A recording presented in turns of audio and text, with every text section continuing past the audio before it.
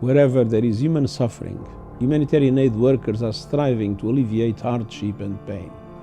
Humanitarian operations coordinated by the United Nations provided life-saving aid to more than 140 million people last year. Aid workers, mostly national staff serving their own communities, persevered despite brutal violence. They continued their efforts to overcome all obstacles to supporting people in need in the face of severe funding shortages.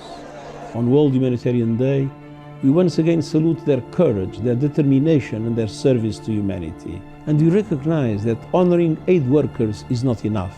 August 19 marks World Humanitarian Day, a time to recognize aid workers who have sacrificed their own lives to help people affected by global crises. 2024 World Humanitarian Day is being observed with a theme dubbed Act for Humanity. In connection with the day, AMN English has sat with Ethiopia's country director of Terre, Hommes Netherlands, Girma Amente, and the director stated that displacement is one of the characteristics of humanitarian crises around the globe. Humanitarian crisis, as you know, is now everywhere in the world. So some of the characteristics of a humanitarian crisis are first displacement. There is displacement. There are man-made and natural crises going on in the world, including Ethiopia. Girma also listed out some of the challenges that humanitarian workers face in their day-to-day lives while addressing humanitarian emergencies. As you know, when you are working within the humanitarian crisis, there are some challenges that we face. First of all, we face access and security. As you know, whenever a crisis happens, the first thing that comes as a challenge is accessing the area or having security to deliver humanitarian support.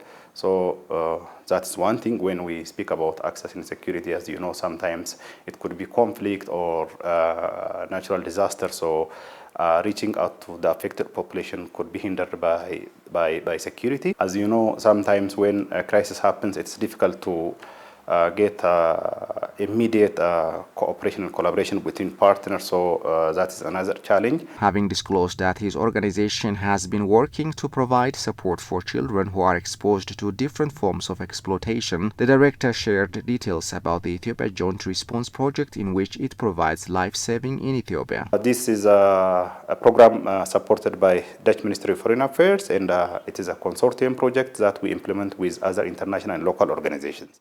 So the basic purpose of this program is to provide life-saving support for children affected by different crises, including conflict and drought. Our program is being implemented in the two regions, Amara and Oromia, in the conflict-affected areas and drought-affected areas. According to the UN report, 2023 was the deadliest year on record for humanitarian workers. 2024 could be even worse. These facts lay bare a glaring truth that the world is failing humanitarian workers and, by extension, the people they serve.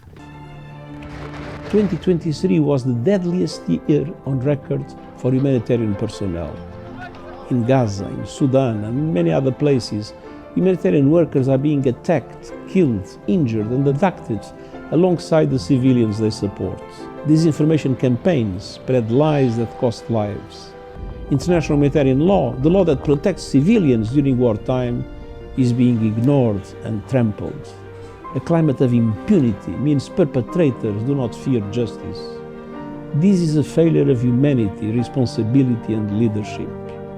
On World Humanitarian Day, we demand an end to attacks on humanitarians and on all civilians.